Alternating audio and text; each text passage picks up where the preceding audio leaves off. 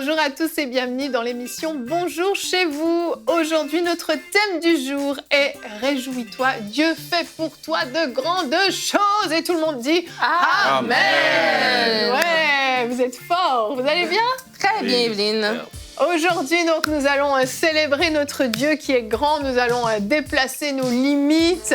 On va être dans la foi et on va croire pour de grandes choses parce que nous avons un grand Dieu. Et Omer, tu vas faire une rubrique famille aujourd'hui. De quoi tu vas nous parler ? Eh bien, je vais parler de relations de famille, comment rebâtir les relations de famille lorsqu'elles sont brisées. Donc Annabelle, il y a, je pense, 2 ou 3 semaines, tu avais fait une rubrique famille sur la réconciliation. Mais bon, la rubrique était un peu incomplète. J'ai compris le message. En plus, il était sur le plateau. J'ai la pression. Non, c'est toi qui as fait une demande. Je trouvais que c'était incomplet. C'est pas vrai du tout. C'est pas vrai du tout. C'est son mari, c'est beau. Je défends mon ami et mon mari. C'est une suite en fait, c'est une suite parce que nous croyons que Dieu fait de grandes choses dans les familles aussi et que dans certaines familles, il y a vraiment des besoins spécifiques. Il y a des relations qui sont vraiment brisées, des familles qui ont éclaté et on croit que Dieu veut vraiment rebâtir ces familles, veut vraiment resolidifier ce noyau, ce foyer familial et c'est pour ça qu'on fait cette rubrique famille, Annabelle. Mais je veux encourager ceux qui sont intéressés par ce sujet à aller écouter ta rubrique sur la réconciliation parce que pour de vrai, il y avait d'excellents points, c'était une excellente rubrique. C'était une blague en début d'émission, mais vraiment, c'est deux rubriques qui vont aller ensemble et qui permettront vraiment aux gens de rebâtir justement tout ce qui a été brisé, toutes ces relations qui ont éclaté. Et on croit que Dieu va le faire aujourd'hui. Et Nadine, on va commencer cette émission avec toi dans la pensée du jour.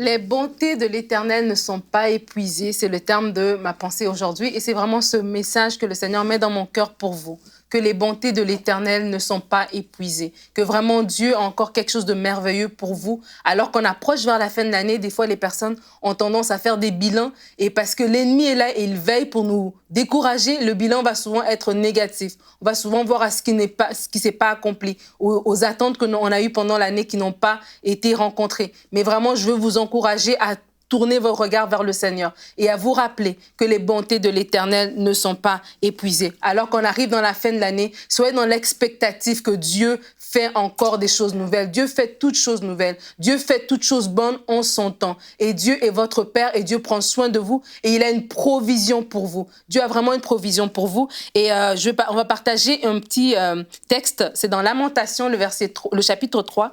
Le verset 19 à 23, la Bible dit, c'est Jérémie qui parle et il dit que quand je pense à ma détresse et à ma misère, à l'absinthe et au poison, quand mon âme s'en souvient, elle est abattue au-dedans de moi. Voici ce que je veux repasser en mon cœur, ce qui me donnera de l'espérance. C'est que les bontés de l'Éternel ne sont pas épuisées. Ses compassions ne sont pas à leur terme. Elles se renouvellent chaque matin.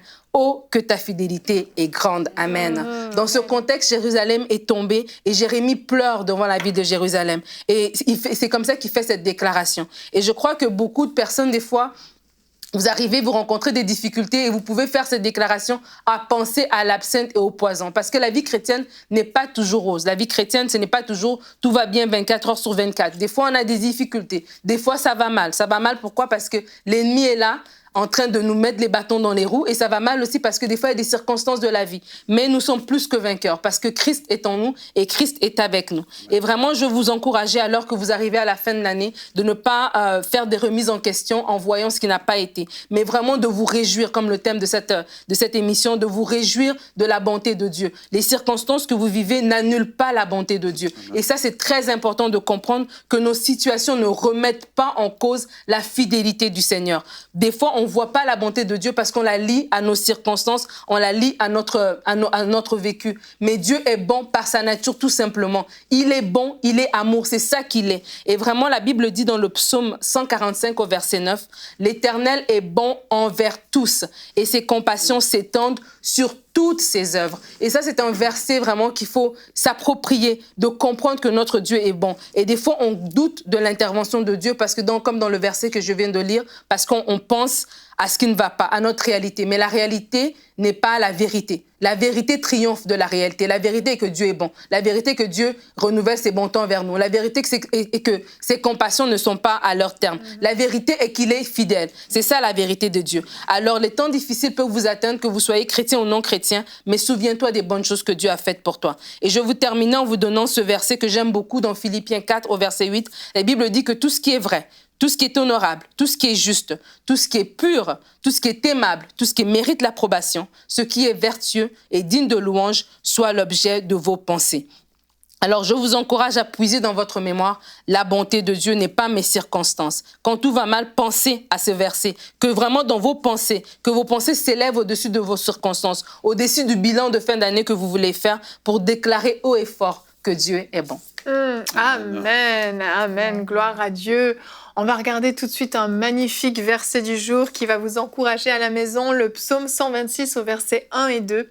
Quand l'Éternel ramena les captifs de Sion, nous étions comme ceux qui font un rêve. Alors notre bouche était remplie de cris de joie et notre langue de chants d'allégresse. Alors on disait parmi les nations, l'Éternel a fait pour eux de grandes choses. Alléluia. Et je crois vraiment que tous, on devrait avoir ces moments-là où notre bouche est remplie de cris de joie, de chants de joie et on déclare partout à tous ceux qui veulent l'entendre, oui, l'Éternel a fait de grandes choses. On a un Dieu extraordinaire, un Dieu qui est tout puissant et on ne doit pas se limiter à être dérouté par des pensées, par des craintes d'inquiétude, par des circonstances qui nous paraissent contraires, mais toujours se souvenir de qui est Dieu. Ce Dieu, quand on lit dans la Bible ce qu'il a fait, ce qu'il a accompli, ce Dieu grand et puissant, c'est le même que justement quand il a délivré les captifs, c'est le même quand il a fait sortir tout le peuple d'Israël d'Égypte, c'est le même. Et c'était des histoires qui nous paraissent très lointaines et on se dit oui, bon, c'était avant, c'est le peuple d'Israël, mais nous sommes devenus le peuple de Dieu, nous aussi. Nous avons cet héritage, nous aussi, et nous avons ce même Dieu à nos côtés. Et vraiment, je prie que cette émission puisse activer la foi dans la vie de vous qui nous écoutez, que vous puissiez vraiment ressortir avec un zèle nouveau, avec un espoir rafraîchi que Dieu peut faire quelque chose dans votre vie, dans votre situation. Et Nadine, tu l'as dit, on arrive à la fin de l'année et malheureusement, on arrive à la fin de l'année. Je trouve ça, oh, c'est réjouis-toi.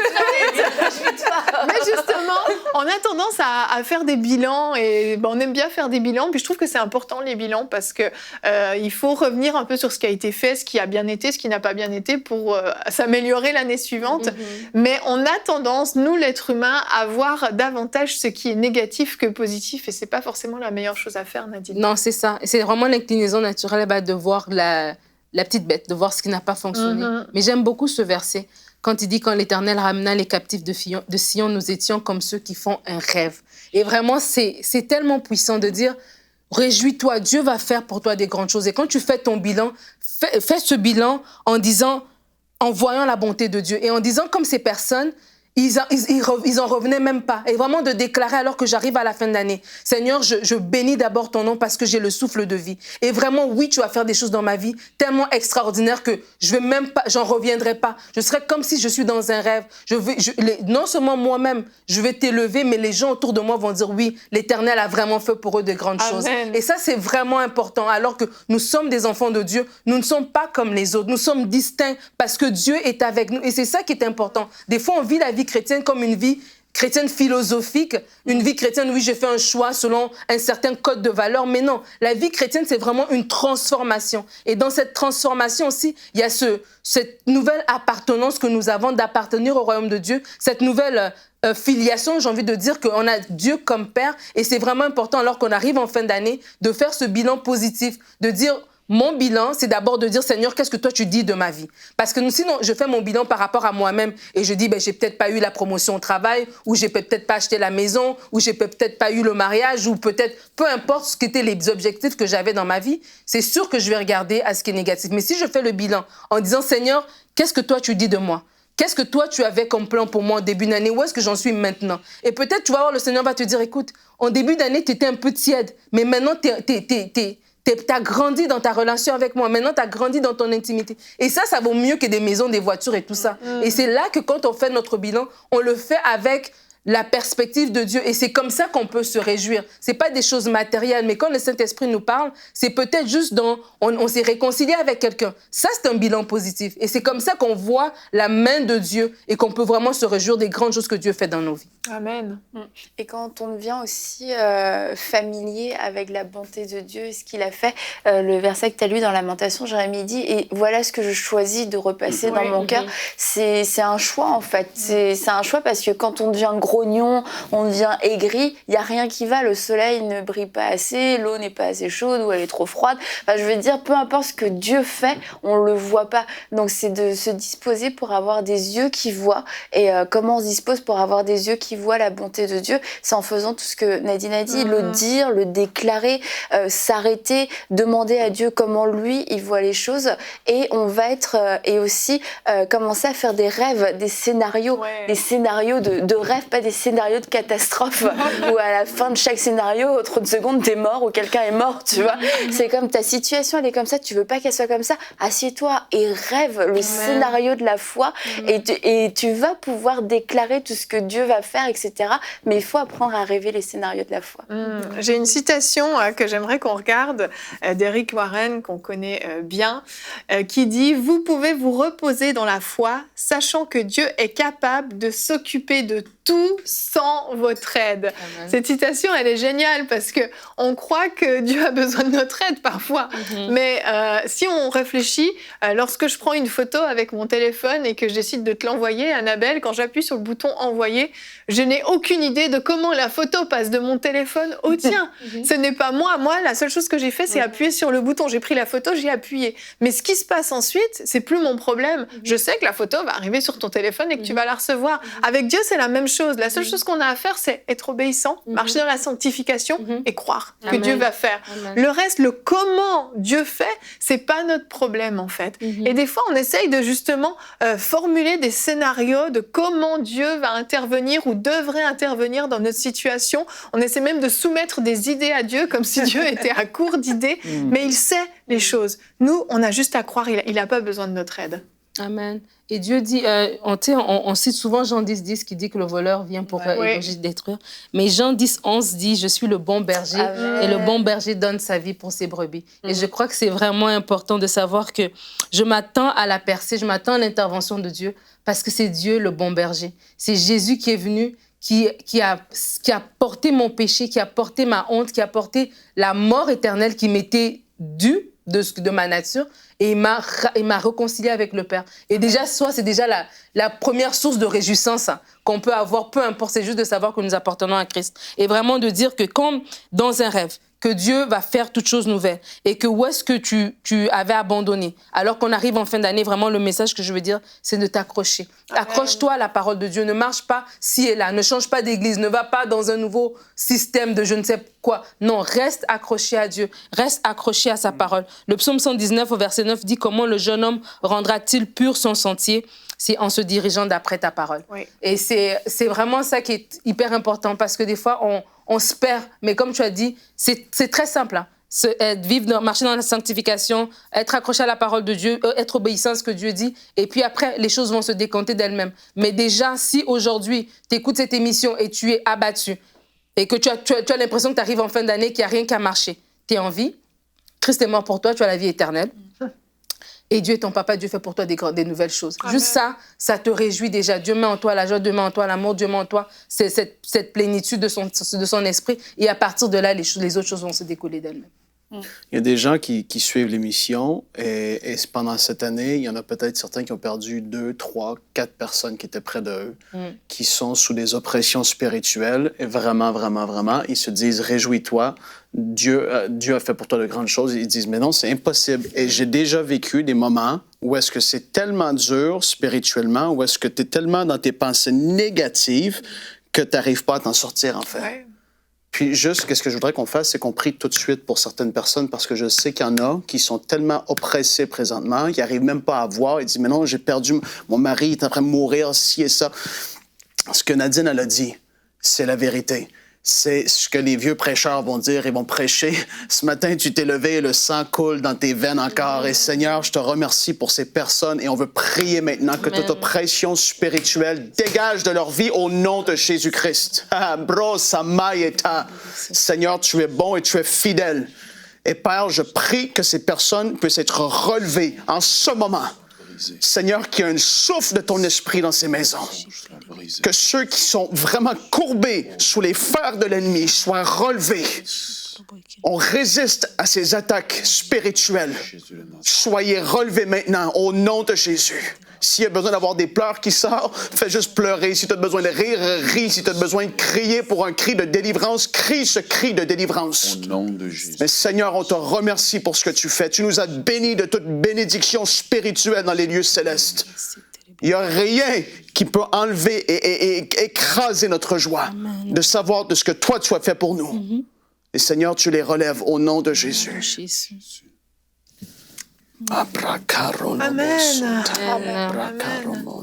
Nadine, est-ce que tu voulais ajouter encore quelque chose pour compléter En fait, c'est vraiment de revenir à comprendre que les pensées de découragement, les pensées de colère, les pensées de défaite sont vraiment le plan de l'ennemi. Le Seigneur va toujours, même si il nous amène une pensée, c'est toujours pour nous réconforter, nous amener vers la repentance, vers le changement, c'est jamais vers la condamnation. Oui. Et c'est vraiment important quand on arrive en fin d'année, comme Frank l'a dit, par rapport à peut-être des personnes aussi qui vivent des situations difficiles. C'est pas dire que tout le monde, tout va bien, mais vraiment, donc, encore une fois, de développer ce regard, d'être à l'affût de ce que Dieu veut pour nous, de nous amener nous-mêmes, nos propres inclinaisons, comme j'ai dit au début, à la lumière de la parole de Dieu, pour que nous-mêmes, nous ne soyons pas collaborateurs avec l'ennemi pour nous saboter nous-mêmes. Mais qu'au contraire, Dieu puisse se servir de nous, comme le verset l'a dit, le psaume qu'on a lu tout à l'heure, que nos bouches nous-mêmes puissent exalter le Seigneur, puissent déclarer sa louange. Et j'ai envie de dire à quelqu'un qui peut-être n'a même pas les mots,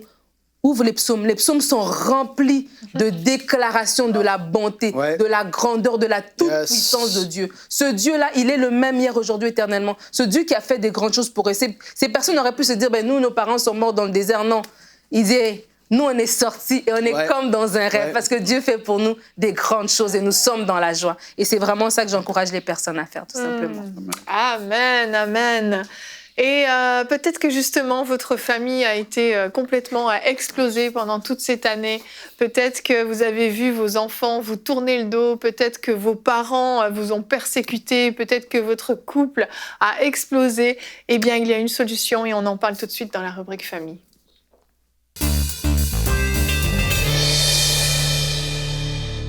Donc, mon introduction amène certaines attentes, Omer. J'espère que tu l'as senti. Non, je commence d'abord par dire que j'ai été très béni par la pensée que Annabelle a apportée lors de mon dernier passage ici. Ah, parce que je croyais que tu parlais de la pensée de cette émission. Non, la rubrique famille. Tout ce que mon épouse fait est parfait. Amen. Donc voilà. Amen. Je veux une cassette de cette émission. Je crois qu'on est... En cette année 1997. On ne se fatiguera jamais. On va arrêter. Omar, continue. On ne se fatiguera jamais de parler de la famille parce que la famille, c'est la cellule de base d'une société, d'une église. Et la famille est constamment sous attaque de la part de l'ennemi. La société est montée pour que les familles soient détruites. Et j'aimerais compléter, effectivement, à la pensée que Annabelle a apportée il y a quelques semaines, en ajoutant peut-être une autre perspective qui va aider les gens, justement, qui ont des familles disloquées. Et la famille, c'est le lieu parfois où on vit des trahisons. Oui. Et des trahisons, je pourrais dire, monstrueuses. On dit, comment il a pu faire ça? Comment il a pu dire ça? C'est clair. Mais c'est la réalité de toutes les familles. Le premier qui a subi la trahison, c'était Abel. Lorsqu'il a vu Caïn venir avec, je sais pas, le couteau au lâche. Caïn? Où vas-tu? Il était dans l'éternité. Et vous trouvez ça drôle, vous? Ils se font des bonnes blagues. Il me semble que c'est drôle pour Nadine, je ne comprends pas. Mais... Alors, quand je lisais la parole, je voyais aussi Joseph, qui a été trahi par son frère, Judas, qui a donné l'idée, encore une fois un Judas, qui a donné l'idée de le trahir. Alors, lorsqu'on vit des trahisons au niveau de la famille, c'est sûr qu'on perd parfois une estime de soi, parce que l'estime qu'on avait de quelqu'un est brisée. Et cette estime-là, en fait, l'estime est une balance finalement qui nous affecte aussi.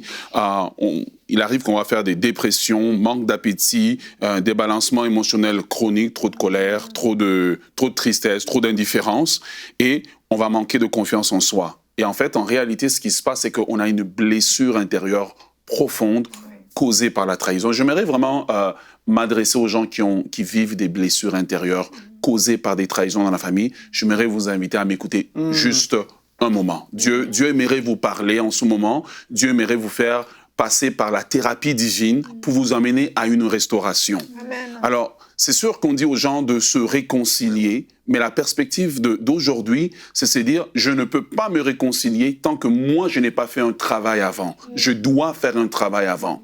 Alors, la plus grande trahison, selon moi, dans la Bible, c'est la trahison de Rebecca qui trahit Ésaü.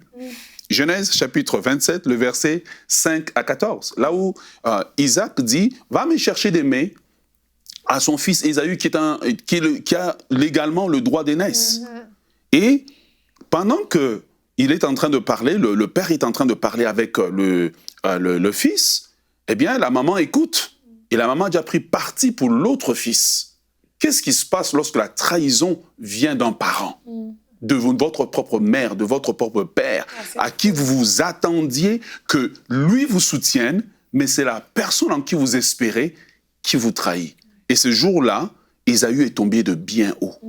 Non seulement il avait déjà vendu son droit d'aînesse, mais il espérait quand même pouvoir revenir sur le chemin de la bénédiction.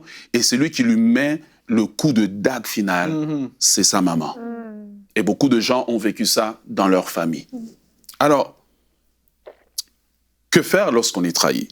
Premièrement, la première des choses à faire, c'est d'abord de comprendre qu'est-ce qui s'est passé.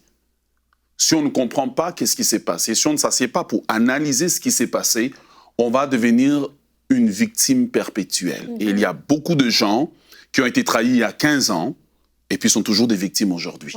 Les temps ont changé, ils ont vieilli, mais ils parlent encore de cette histoire d'il y a 10 ans, d'il y a 15 ans, et une amertume. Quand l'amertume reste constamment dans notre vie, elle ouvre une porte à l'oppression démoniaque. Elle ouvre une porte à beaucoup de choses, des médicaments qu'on n'est pas supposé prendre, mais on les prend pourquoi? Parce que le fond, ce n'est pas la maladie physique, c'est l'amertume liée à la trahison. Alors, qu'est-ce qui s'est passé dans le cas d'Ésaü? Parce que réellement, à première vue, on a l'impression que Ésaü, c'est la victime. Mais si on regarde la Bible, Genèse chapitre 26 nous dit, Ésaü, âgé de 40 ans, donc quand le père veut bénir Ésaü et Isaac, ils ont tous les deux 40 ans. Ce n'est pas des jeunes gens, contrairement à ce qui est beaucoup prêché. La Bible dit, Genèse chapitre 26, versets 34 à 35, Ésaü, âgé de 40 ans, prit pour femme Judith, fils de Béri, le Hétien, Basmat, fils d'Élon, le Hétien. Elles furent un sujet d'amertume pour Isaac et Rebecca. Donc, le premier qui cause la trahison, c'est Ésaü. Parce qu'il est élevé d'une certaine manière, et là, il choisit de dévier, de faire comme ça lui plaît. Et la maman se sent trahie. La maman sent que la famille est en danger. Et sa réponse est une trahison pour Ésaü, mais dans la perspective de la maman, c'est que je sauve ma famille ici. Je ne peux pas te laisser gaspiller les promesses de Dieu. Et donc, deux points de vue se rencontrent. C'est comme si on a deux trahisons finalement. Ma perspective, Rebecca a dit, je suis trahi, donc je me sauve, je protège ce que j'ai. Dans la perspective d'Ésaü, c'est, ma mère m'a trahi. Alors deux personnes se retrouvent, si personne ne fait le travail en lui-même pour comprendre réellement ce qui s'est passé, en mettant mes émotions de côté, parce que nos émotions nous trompent bien souvent, on ne va pas avancer sur le chemin de la réconciliation. Genèse chapitre 27, le verset 46 nous dit, Rebecca, alors que quand Isaac a béni Jacob, Rebecca dit, pour appuyer ce point, Rebecca dit, je suis dégoûtée de la vie à cause des filles de Heth. Il dit, si Jacob prend une femme comme celle-ci parmi les filles de Heth, parmi les filles du pays, à quoi me sert la vie? Donc, elle est tellement dégoûtée par ce que Ésaü fait qu'elle est prête à souhaiter la mort si ce processus continue. Une mère trahie, un fils trahi. Comment marcher sur le chemin de la réconciliation. Et souvent, quand on est trahi, on regarde de notre perspective, je suis trahi, c'est moi la victime, mais parfois on ne prend pas le temps de regarder dans la perspective de l'autre. Et donc, Rebecca est trahie, Ésaü est trahi, et les deux doivent marcher ensemble. Et en fait, l'avenir de la famille est en péril. Le point numéro 2 de ce que j'aimerais dire, c'est pourquoi est-ce que ça fait mal. Donc le point numéro 1, c'est analyser, regarder pourquoi c'est arrivé. Et quand on lit rapidement, on dit Rebecca est une mauvaise femme. Mais quand on demande à Rebecca, elle dit non, moi je fais ce qui est logique, je protège ma famille. Mais ça cause quand même une trahison. Qu'est-ce que j'essaie de dire par là? Deux personnes peuvent vouloir faire la bonne chose et arriver à se trahir pareil. Et c'est ça le mystère même de vivre en famille. Alors, finalement, c'est que on arrive au point que pourquoi ça fait mal? Ça fait mal parce que dans son cœur, Rebecca accuse Ésaü d'être quelqu'un qui ne respecte pas non seulement les valeurs familiales, mais qui ne respecte pas les promesses de Dieu. Et quand on va s'asseoir avec Ésaü, Ésaü accuse ta mère d'être une mère qui ne l'aime pas. Et donc, on arrive à comprendre que la racine des trahisons dans la famille, ce sont les accusations. Ouais. Et donc, pourquoi ce sont les accusations et pourquoi ça fait mal? Parce qu'il y a 3 catégories de personnes qu'on place mal dans notre vie. C'est les personnes que nous avons divinisées dans notre vie. Il y a des gens dans nos familles qu'on a élevés à un statut quasiment divin. C'était le cas dans le temps d'Abraham, où on dit dans 2 Samuel chapitre 16, le verset 23, que le conseil d'Ahitophel avait le poids de la parole de Dieu. Il y a des gens qui nous trahissent, ce n'est pas de leur faute. Nous les avons élevés à un statut trop élevé. Et donc, il y a des gens qui sont comme Ahitophel dans notre vie. Qu'on pense que ces gens, c'est quand ils parlent, c'est Dieu qui a parlé. Mais l'homme, la réalité, c'est que l'homme est faillible. Oui. Rebecca, sûrement dans le cœur d'Ésaü, avait été élevée à ce statut-là.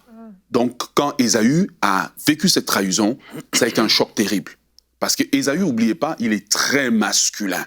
Donc, pour voir un Ésaü pleurer, ça a dû faire mal, mais très mal au fond de son âme.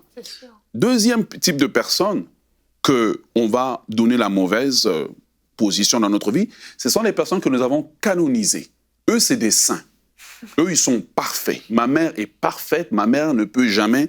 En réalité, Ecclésiaste chapitre 7, le verset 21 nous dit « Fais donc attention à toutes les paroles, ne fais pas donc attention à toutes les paroles qu'on dit, de peur que tu entendes ton serviteur te maudire. » La réalité de vivre en famille, c'est qu'à un moment donné, quelqu'un parlera dans le dos de quelqu'un.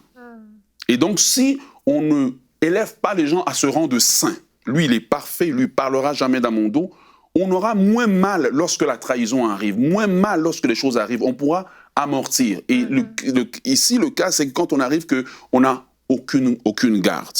Troisièmement, ce sont les personnes qu'on a élevées au rang de super-héros.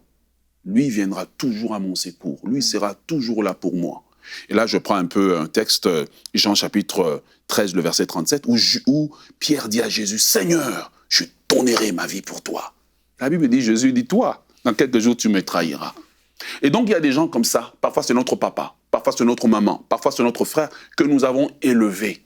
Et souvent, c'est la perspective qu'on a de la personne qui cause la trahison, parce que la même chose peut être faite par un collègue du travail qui ne respecte pas une promesse. Mais parce que cette personne n'est pas élevée à ce rang-là, eh bien, ça fait moins mal. Et donc, je retourne maintenant aux accusations. C'est que dans le cœur, on accuse. Quand on trahit, c'est parce qu'on a accusé l'autre de quelque chose dans notre cœur. On ne l'a peut-être pas fait verbalement. Et donc, on comprend alors à ce moment-là que de quoi est-ce que Rebecca accuse dans son cœur Ésaü? C'est que, en fait, il y a peut-être 3 types d'accusations. La première accusation, c'est ce que j'appelle une accusation directe. C'est quelque chose que la personne a vraiment fait. Et donc, Rebecca reproche à Ésaü que tu es en train de détruire la famille. Et souvent, on doit reconnaître de quoi, qu'est-ce qui fait que cette personne est arrivée à me trahir. Et parfois, quand on fait cet exercice, on se rend compte parfois que cette personne me dit des choses qui sont vraies. Et parfois, on ne veut pas reconnaître parce qu'on veut se faire passer pour la victime. Et donc, dans une accusation directe, ici, c'est important pour nous de reconnaître le fait et de nous repentir par rapport à cela. Ou même d'aller voir la personne pour dire, écoute, ça me fait mal ce que tu dis, mais ce que tu dis est vrai. Mais par contre, il y a parfois aussi des accusations qui sont indirectes. Donc, ce sont des intentions qu'on nous prête. Voilà. Quelqu'un arrive, il a acheté un nouveau manteau d'hiver, ben lui, c'est un orgueilleux. Et là, on fait courir la réputation. Comme on a fait courir la réputation à Joseph en disant, ben, voici le faiseur des rêves. Et souvent, dans la famille, ce sont des réputations qui nous sont collées et qui nous font mal parce que c'est difficile de se défaire d'une réputation. Et une réputation qu'on nous colle, c'est une trahison, en fait, qui est constante. Et si on ne fait pas attention, la trahison, cette réputation, cette trahison va nous déformer. Et elle peut même affecter notre destinée. Voilà pourquoi, dans cette perspective ici, je dis que l'individu doit faire le travail lui-même de décortiquer qu'est-ce qui est en train de m'arriver, sinon je ne peux pas m'en sortir. Je vais aller me réconcilier, mais on va encore retomber dans la même chose parce que les deux parties, personne n'a fait le travail. Ouais. La troisième que j'aimerais parler, c'est ce que j'appelle l'accusation directionnelle. Ça veut dire quoi? Ça veut dire que c'est ce qu'on aimerait me voir faire finalement. Donc, finalement, on dit des choses sur moi qui ne sont pas vraies, mais c'est ce qu'on aimerait me voir devenir. Et donc, c'est par des petites taquineries qui arrivent. Hein, voici le faiseur des rêves. Tu sais, ce genre va rêver encore. Tu ne seras jamais rien de bon dans la vie. Et parfois, les gens essaient d'imposer ça à nous. Et parfois, dans ce cas ici, il faut apprendre à repousser la chose. Et moi, il y a une phrase que le Seigneur m'a appris. L'opinion des gens sur ma vie n'est pas la parole de Dieu. L'opinion des gens dans ma vie. Et comment j'arrive à accepter ça? C'est quand je n'élève pas les gens à un rang trop élevé. Les gens canonisés, les super-héros, les gens que je dis, ben, lui, il parlera jamais dans mon dos. La réalité de la vie, c'est qu'à un moment donné, si tu peux entendre ton serviteur parler contre toi, je vais aller plus loin, tu peux entendre ton chien. Contre toi. Tu vas trop loin, là. Tu vas trop loin. Chien pour Annabelle. Terrain miné. Voilà. Donc, ce qui nous permet maintenant, quand on comprend ce qui s'est passé, c'est que, en fait, la trahison, ce qu'on a fait, on l'a prise, elle fait mal, mais on l'a décomposée pour essayer de la comprendre, pour essayer de l'analyser. Parce que ce que je ne comprends pas, je ne peux pas triompher de la chose. Et dans le cas d'Ésaü, c'est l'exercice que j'espère qu'il a fait. Parce qu'il devait rester quand même vivre avec sa maman. La réalité de la famille, c'est que même quand on est trahi, on peut l'habiter au loin, on reste toujours une famille. Et je disais dernièrement, on peut perdre un membre d'église, mais on ne perd jamais un membre de famille. Voilà, on est attachés les uns aux autres. Donc, ce qui nous permet maintenant de retomber un peu dans ce que Annabelle avait apporté pour dire que j'ai fait mon exercice personnel. Je me suis analysé, je me suis examiné devant Dieu. Parfois, quand c'est comme ça, je ne vois pas la vérité moi-même. Mais la Bible dit que par ta lumière, nous voyons la lumière. Ça veut dire que je mets la situation devant Dieu. Seigneur, montre-moi, qu'est-ce qui ne va pas? Qu'est-ce qui s'est passé? Parfois, le Seigneur va dire non, l'accusation qu'on porte contre toi, elle est fausse. Rejette l'accusation. Mais parfois, il va dire, regarde, on te prête des intentions. Bon, ben voici comment tu dois agir. Parfois, il va te dire, l'accusation qu'on porte contre toi, elle est vraie. Reconnais l'accusation, répands-toi. Ce qui nous permet maintenant d'arriver à comprendre que je dois maintenant faire la décision. Est-ce que je veux continuer cette relation? Voilà, une fois que je me suis analysé, parce que là maintenant je sais qu'est-ce qui se passe, je comprends mes émotions, je comprends pourquoi ça fait mal. Est-ce que je veux continuer cette relation? Si oui, à ce moment-là, parce que parfois c'est non dans cette saison parce que je ne suis pas prêt, ça fait encore trop mal, c'est encore douloureux. Je t'ai pardonné, mais quand je te vois, ça me rappelle ce que tu as fait, alors je demande encore pardon. Alors, dans la deuxième position, je prends la décision maintenant de pardonner à ceux qui m'ont offensé. Et pardonner, ce n'est pas un coup de baguette magique. Parfois, je dois pardonner plusieurs fois. Et parfois, je crois que le pardon, dans le cadre d'une réconciliation, c'est deux pardons. Le pardon extérieur à la personne qui l'a fait, mais le pardon à moi, parce que je me sens trahi, donc je me culpabilise aussi moi-même. Donc, je dois aussi me pardonner. Et parfois, le pardon aussi doit aller dans la troisième direction. Je ne sais pas si ça sonne théologique, mais parfois, tu as l'impression que Dieu t'a abandonné et tu en veux maintenant à Dieu. Pour dire, Dieu, tu n'aurais jamais dû permettre ça dans ma vie. Pourquoi tu as permis ça? Et parfois, tu en veux à Dieu. Et parfois, Seigneur, tu sais quoi? Je te laisse aller. Donc, je ne sais pas si on peut appeler ça le pardon, mais Seigneur, je laisse aller ça. Je fais confiance à ta souveraineté, que tu es en contrôle, comme on a parlé, que tu peux tourner quelque chose de mal en quelque chose de bien. Amen. Donc, une fois qu'on a traversé cette étape de pardon, c'est maintenant l'étape où on va avoir la conversation et souhaiter que les deux parties aient fait leur exercice. Et souvent, dans les familles, on revient ensemble, mais personne n'a fait l'exercice. On est juste au même point du départ. Pourquoi on se dit, c'est parce qu'on est une famille qu'on doit se mettre ensemble. Mais parfois, le mettre ensemble, toutes les pièces sont brisées. Personne n'a fait aucun exercice. Tout le monde revient tel qu'ils étaient.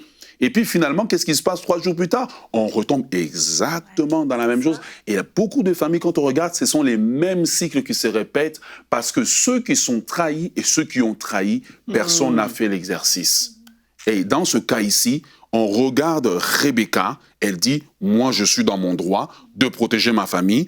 On regarde Ésaü, il dit, tu n'as pas le droit parce que ça c'est à moi. Alors 2 personnes se croisent, si les 2 ne font pas un exercice, on ne va pas y arriver. C'est quand on fait l'exercice qu'on peut maintenant valoriser la relation, qu'on peut valoriser ce qu'on a entre les mains, et là qu'on peut parler sincèrement. Sincèrement d'abord de nos émotions, ensuite de la situation. Parce que bien souvent nos émotions sont plus pires que la situation. C'est vrai.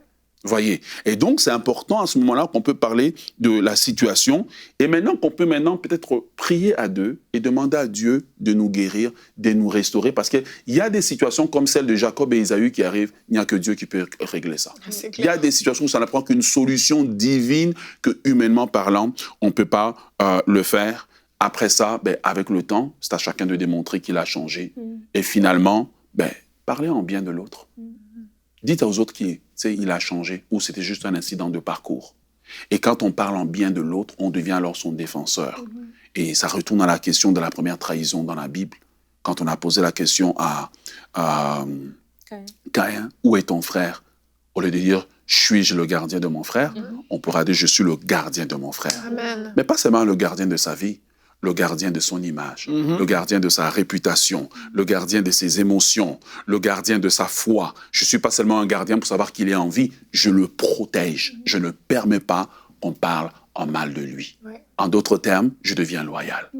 Et donc, ce qui se passe quand il y a trahison, c'est qu'il y a en fait une manifestation de déloyauté. Donc, je voudrais prier pour des familles qui sont dans des divisions incompréhensibles, que Dieu vous éclaire à comprendre aussi quelle est la part humaine et quelle est la part de l'ennemi, et que cet esprit de trahison qui travaille dans la famille depuis longtemps soit déraciné dans le nom de Jésus. Amen, amen. Tu peux prier vraiment, vas-y.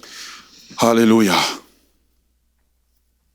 Seigneur, je voudrais prier ce matin spécialement pour ces familles qui sont divisées, ces familles qui servent à l'autel, dont les apparences sont des apparences merveilleuses, mais qui sont divisés. Les enfants qui se sentent trahis par un frère ou par un parent. Je prie pour un esprit de réconciliation et que ces mensonges que l'ennemi a plantés dans les cœurs soient déracinés dans le nom de Jésus de Nazareth. Seigneur, nous déclarons aujourd'hui que qu'importe le temps que ce mensonge a duré, l'Esprit du Seigneur vous donne un cœur nouveau. L'Esprit du Seigneur vous donne un cœur doux. Un cœur qui désire la réconciliation, un cœur qui ne recherche pas la vengeance. Au nom de Jésus de Nazareth, nous prenons autorité sur les esprits de mensonges, les esprits d'aveuglement qui veulent perpétrer ce cycle dans la famille. Soyez libérés maintenant au nom de Jésus de Nazareth. Je prie que Dieu vous donne aussi la capacité de pardonner.